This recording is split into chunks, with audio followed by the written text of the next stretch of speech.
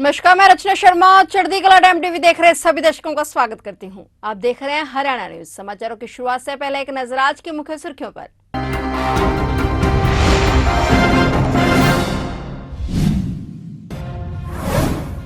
करनाल के डॉक्टर मंगल सेन ऑडिटोरियम में राज्य स्तरीय समीक्षा बैठक में पहुंचे सीएम मनोहर लाल। प्राकृतिक खेती को बढ़ावा देने के उद्देश्य से मुख्यमंत्री मनोहर लाल ने की बैठक। फरीदाबाद के जिला उपायुक्त कार्यालय में 2 पाकिस्तानी और 1 अफगानी को मिली भारतीय नागरिकता। लोगों ने किया भारत सरकार और हरियाणा सरकार का धन्यवाद। अंतर्राष्ट्रीय नशा निरोधक दिवस पर सिरसा में मैराथन का आयोजन। मैराथन में दिया नशा मुक्ति का संदेश।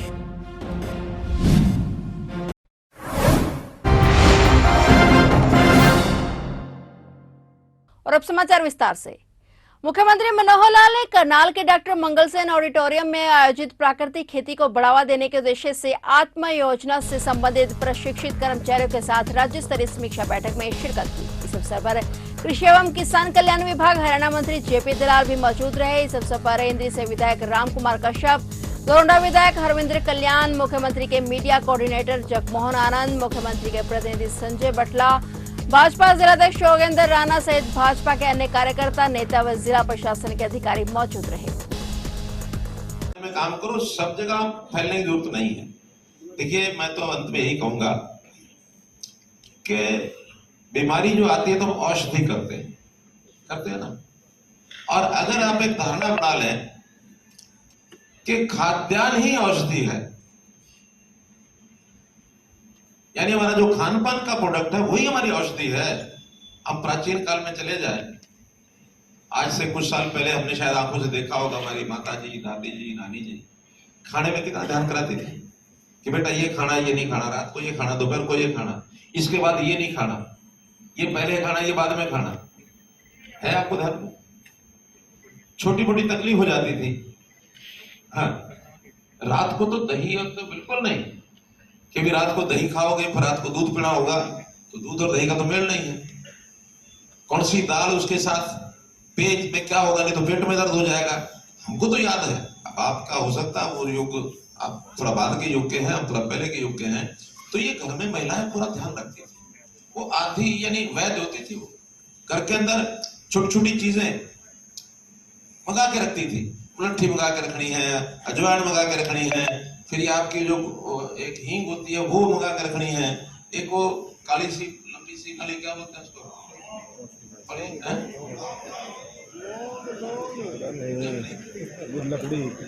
जायफल की वो।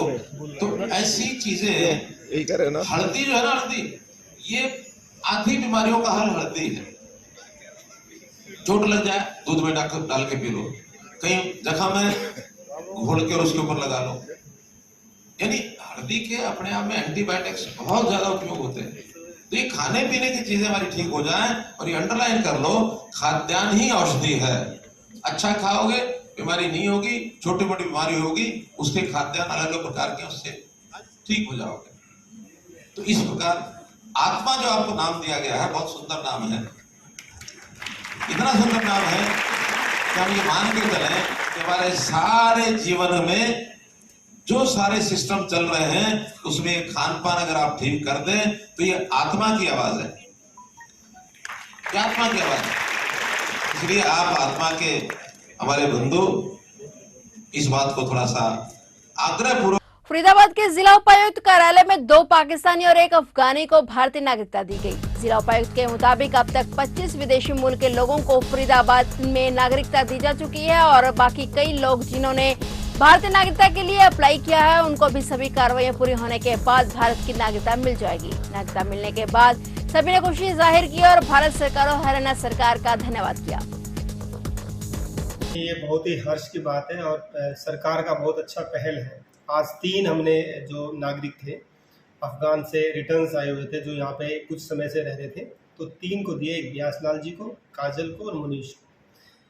25/6/2021 के बाद जब से ये पावर डिस्ट्रिक्ट मजिस्ट्रेट को डेलीगेट हुई है मिनिस्ट्री ऑफ होम अफेयर्स से, निरंतर जिसकी आईबी क्लियरेंस होती है, एक प्रोसेस है, ऑनलाइन ही वो आवेदन अप्लाई करता है। उसके बाद एक स्क्रूटनी होने पर आईबी की रिपोर्ट जब हमारे पास होके आती है, उसके बाद हम यहाँ पे सीपी सर की रिपोर्ट और कंसर्न एसडीएम एरिया की रिपोर्ट लेने के बाद बीच में 2-3 और प्रोसीजर है जहाँ जहाँ पर उसे अपने विभिन्न डॉक्यूमेंट जमा करवाने होते हैं।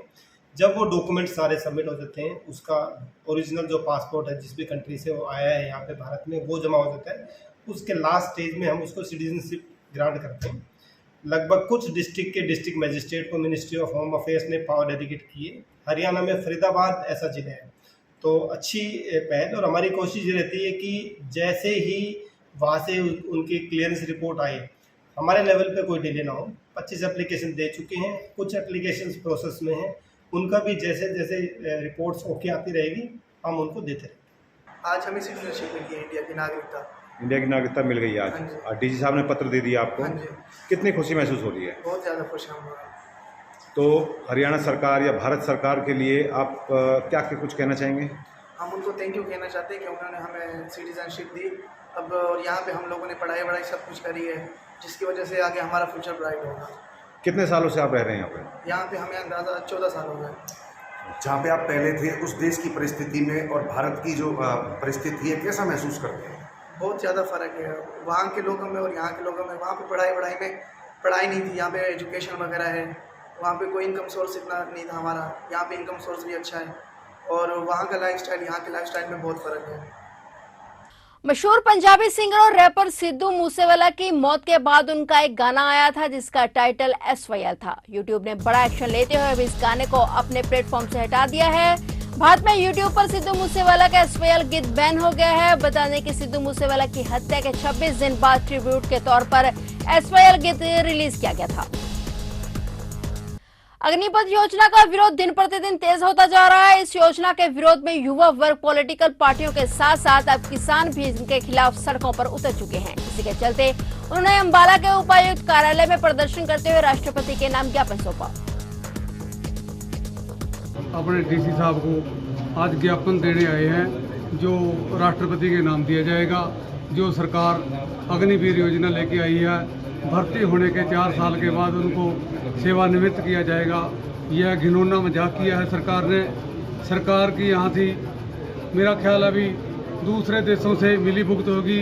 आज सेवा और सुरक्षा दोनों खत्म होने जा रही हैं। सेवा करने के लिए हमारे बच्चों का मन पूरी तरह से एहतियात हो गया, टूट गया है। और सुरक्षा के बारे में यही है भी 4 साल के लिए जो भर्ती होगा वो अपनी जान निछावर नहीं करेगा, वो अपनी जान बचा के वहाँ से भागेगा। और हमारे देश की सुरक्षा को पूरा खतरा है। आज हमें यह महसूस होता है कि हम पूरी तरह गुलाम हो चुके हैं और सरकार की जो गुलामी है, वो सरकार की जो मंशा है, विदेशी चाइना पाकिस्तान इस पर बहुत गहन जांच कर रहे हैं। भी भारत पूरी तरह से सेवा देने के लिए फौजियों को अतात हो चुका है। इनके पास देने के लिए इनको नौकरी नहीं है। हमारे को ऐसा लगता है कि हमारी सुरक्षा की कमी के कारण हमारा देश बहुत जल्दी गुलाम ना हो जाए। सरकार को क्या मांग कर रहे हैं? मांग कर रहे हैं अभी रेगुलर भर्ती जल सेना, थल सेना, वायु सेना की पहले की तरह भर्ती हो। उसी तरह लंबे टाइम से उनको पेंशन योजना मिलनी चाहिए और जो परिवार को उनको मतलब हेल्थ की सेवा मिलती थी वो मिलनी चाहिए, ताकि हमारा देश सुरक्षित रहे और हमारे जवान जो सरहदों पर सुरक्षित रहें और तन और मन और धन से सेवा देश की करते रहें। यही हमारा सरकार के पास संदेश है कि आप देश की जनता के साथ खिलवाड़ कर रहे हैं। देश पूरी तरह बिक चुका है, सब देख रहे हैं। लेकिन सोचने वाली बात यही है कि आप हिंदुस्तान नहीं जागा तो जागने का कभी समय मौका नहीं मिलेगा। गुलामी की जंजीरों में जकड़े गए और जकड़े जाएंगे, देश गुलाम हो जाएगा। Haryana education ministerial staff association की ओर से अपनी मांगों को लेकर सांकेतिक भूख हड़ताल की गई। इस दौरान कर्मचारियों ने सरकार के खिलाफ जमकर हल्ला बोला और सरकार के खिलाफ जमकर नारेबाजी की। उन्होंने सरकार को चेतावनी दी कि अभी कर्मचारियों की ओर से केवल सांकेतिक भूख हड़ताल की जा रही है। अगर जल्द इस सरकार उनकी मांगों पर कोई निर्णय नहीं लेती है तो वह शिक्षा मंत्री और मुख्यमंत्री के आवास का घेराव करने से भी पीछे नहीं हटेंगे। उन्होंने ये भी कहा कि इसकी जिम्मेदारी सीधे तौर पर सरकार की होगी। आज का जो ये सांकेतिक प्रदर्शन था अपना, इसके अंदर जो पीछे हमारी शिक्षा मंत्री से बातचीत हुई थी कुछ मुद्दों को लेकर के, जिसमें विशेषकर जो लिपिक को पे बैंड 1 में लेते हुए 35,400 को वेतनमान की बात है, जो 15 अगस्त 2014 का फैसला है, सरकार की माननीय हुई मांग है, लेकिन आज तक भी सरकार ने इसको लागू नहीं किया। दूसरा, पीछे जो सरकार ने ये ऑनलाइन पॉलिसी ट्रांसफर जारी की थी, उसके अंदर बार बार अपील करने के बावजूद भी डायरेक्टर महोदय से हमारे बहुत से साथी जो एनीवेयर के अंदर दूर दराज के क्षेत्रों में पड़े हैं, लेकिन आज तक भी उसके ऊपर जो है डायरेक्टर द्वारा, शिक्षा मंत्री द्वारा कोई भी गौर नहीं की गई है। तीसरा, इसके अंदर आज तक भी लिपिक वर्गीय कर्मचारी जो है, जिस दिन से हरियाणा बना है, उनकी जो सीनियोरिटी है वो आज तक भी अपडेट नहीं है। बार बार आश्वासन देती रहती है, सरकारें भी आश्वासन दे रही है, अधिकारी भी आश्वासन दे रही है, लेकिन काम करने के लिए जो है, और फजूल के काम तो बहुत करते हैं, लेकिन कर्मचारी के लिए जो है वो कोई भी काम नहीं कर रहे हैं। चौथा, इसके अंदर जो सरकार ने लिपिक वर्गीय कर्मचारियों के ऊपर एक SCTC का टेस्ट का वो डाला हुआ है। हमारा इसमें ये मानना है कि SCTC की बजाय जैसे पहले कर्मचारियों का टाइप टेस्ट होता था, उसके अलावा विभागीय रेफरेंसर कोर्स का जो है टेस्ट इनसे लिया जाए, ताकि लिपिक को जो है वेतन वृद्धि का लाभ मिल सके। अगर अभी भी मांगे नहीं मानी जाती तो अगस्त के अंदर जो है हम लोग शिक्षा मंत्री के निवास स्थान का घेराव करेंगे। अंतर्राष्ट्रीय नशा निरोधक दिवस पर आज सिरसा में एक मैराथन का आयोजन किया गया। इस मैराथन में आम जनता के साथ साथ पुलिस अधिकारी भी जुड़े और नशा मुक्ति का संदेश दिया। यह मैराथन टाउन पार्क में शुरू होकर शहर के विभिन्न बाजारों से होते हुए भगत सिंह चौक पर जाकर समाप्त हुई। इस मैराथन में युवाओं के साथ साथ पुलिस अधीक्षक डॉक्टर अर्पित जैन भी दौड़े और लोगों को नशा छोड़ने को लेकर अपील की। वहीं इस अवसर पर KL थिएटर द्वारा नशे के खिलाफ नाटिका प्रस्तुत की गई।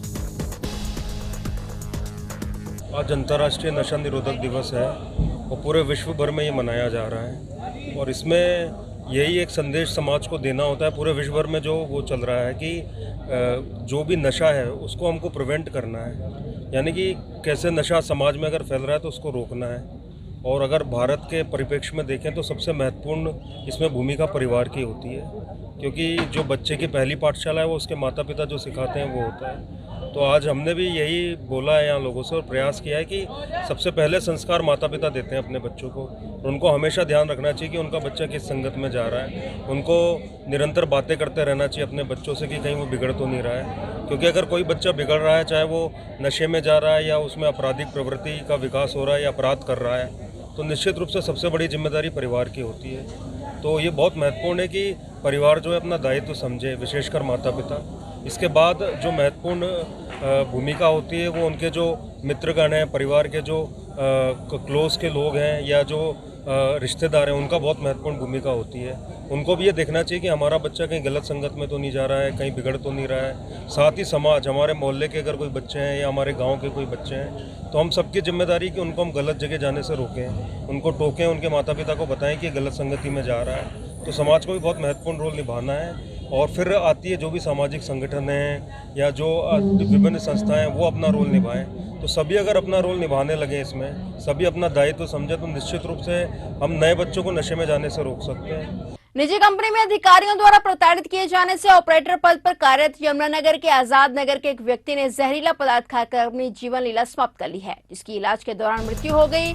इससे परिवार में मातम छा गया। सूचना मिलते ही कंपनी के यूनियन के पदाधिकारी भी ट्रॉमा सेंटर पहुंच गए। पुलिस ने शव को पोस्टमार्टम के लिए भेज दिया है। मृतक राम कुमार की पत्नी श्यामावली ने और कंपनी से यूनियन के प्रधान धर्मपाल, उप प्रधान नरेंद्र राणा, महासचिव विजय प्रताप ने कंपनी के अधिकारियों पर प्रताड़ित करने का आरोप लगाया और उनके खिलाफ केस दर्ज करने की और न्याय की मांग की है। एग्रो प्राइवेट लिमिटेड का यूनियन प्रेसिडेंट इंटर जिला प्रधान। सर ये बताएं कि ये जो मामला आया है ये क्या था? ये मामला ये था जी, इसको जो है ना हार्ट पेशेंट मरीज था हमारा, और ये 4-5 साल से जो है ना हार्ट पेशेंट चला था। मैंने इसकी लैब में ड्यूटी लगवाई थी और ये 4-5 साल वहाँ निकल गए इसके। अब उसको उत्पीड़ित किया गया। एक OP सिंह नाम का हमारे यहाँ पर्सन मैनेजर, उसने क्या कहा, इससे कहा भी जाना रात की ड्यूटी करते, मैं कोई बात नहीं, रात नहीं आ जाएगा। ये रात ने भी आया जी परेशान करने के लिए। उसके बाद क्या करा, का CMO का सर्टिफिकेट ले बनाया, कभी मैं नौकरी करने लायक हूँ, यहाँ मैंने फिटनेस लो। मैंने कहा जी CMO का सर्टिफिकेट ऐसे कैसे मिल जाएगा जब एडमिट नहीं है और ड्यूटी कर रहा। उसने एक महीने से जाना इसको उत्पीड़ित किया, इसकी ड्यूटी बंद कर रखी थी। बार बार मैं जाता था, अभी रुक जाओ 2-4 दिन। बल्कि हमारे ओवर GM साहब हैं, उन्हें मेरे को 5-6 दिन पहले हम यूनियन के सारे अधिकारी मिले, उन्हें आश्वासन दिया चलो मैं बातचीत करके इसका रास्ता निकालता हूँ। ये परसों फिर OP सिंह के पास गया राम कुमार जी मिलने के लिए। उसने कहा मेरे पास मिलने का टाइम नहीं है, उसकी वर्डिंग ये थी मिलने का टाइम नहीं है। और ये जो है ना उसकी वजह से 1 महीने से ड्यूटी क्लियर किया था। इसको थी मानसिक तनाव की वजह से ऐसा हुआ इसके साथ। अब आप क्या चाहते हैं? हम तो ये चाहते हैं जो है ना, अगर हमारे ड्यूटी तो 100% देनी पड़ेगी। हमारे एग्रीमेंट में लिखित में लड़के को नौकरी तो देगी कंपनी, लेकिन कंपनी वाले आएगा। अभी भी उनके पास फ़ोन करा, कोई अभी तक पहुँचा नहीं अधिकारी। कितने बच्चे हैं मृतक के? है जी इसके एक लड़का और 2 लड़कियां थी, लड़की की गुजर गई, शादीशुदा थी, एक लड़की अनमैरिड है और लड़का शादीशुदा है इसका।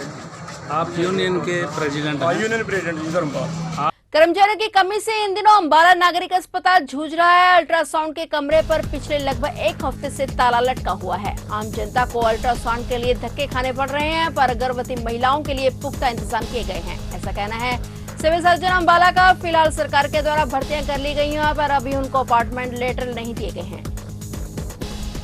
जो अल्ट्रासाउंडोलॉजिस्ट था उसका प्रमोशन हुआ है और प्रमोशन के बाद ट्रांसफर होना एक आम प्रक्रिया है। आपको पता है कि पूरे हिंदुस्तान में ही रेडियोलॉजिस्ट और अल्ट्रासाउंडोलॉजिस्ट की कमी है, लेकिन उसके बाद भी हमने जो गर्भवती औरतों के लिए है, जो एक अल्ट्रासाउंड उनमें मैंडेटरी होता है 14 से 18 वीक के बीच में, वो अल्ट्रासाउंड हमने प्राइवेट हॉस्पिटल के साथ, पहले ही 4 हॉस्पिटल के साथ अपना टाई अप कर रखा है और हम वहीं से अपनी सभी हमने अपनी गायनेकोलॉजिस्ट से नागरिक अस्पताल में बोल रखा है आपको वो पर्ची दे के जो हमने इम्पेनल्ड हॉस्पिटल कर रखे हैं उनके पास भेज दें ताकि उनका अल्ट्रासाउंड ठीक टाइम पे हो जाए। और जो हमारे पास पहले भी थे वो रेडियोलॉजिस्ट नहीं थे, अल्ट्रासाउंडोलॉजिस्ट थे और वो भी गर्भवती औरतों का करते थे। गर्भवती औरतों में अभी कोई किसी भी तरह की कोई ढिलाई नहीं बरती जा रही है, क्योंकि उनका अल्ट्रासाउंड हम करवा रहे हैं। और आने वाले दिनों में आपको सरकार ने लगभग 1260 डॉक्टरों की भर्ती की है और अभी कल या परसों से उनके पोस्टिंग लेटर मिलना स्टार्ट हो जाएगा और वो उनको जब भी नियुक्ति पत्र मिलेगा तो मेरे को उम्मीद है कि 1 जुलाई तक वो डॉक्टर ज्वाइन करना स्टार्ट कर देंगे। तो उस टाइम पे हमारे पास रेडियोलॉजिस्ट या अल्ट्रासाउंडोलॉजिस्ट कोई आएगा।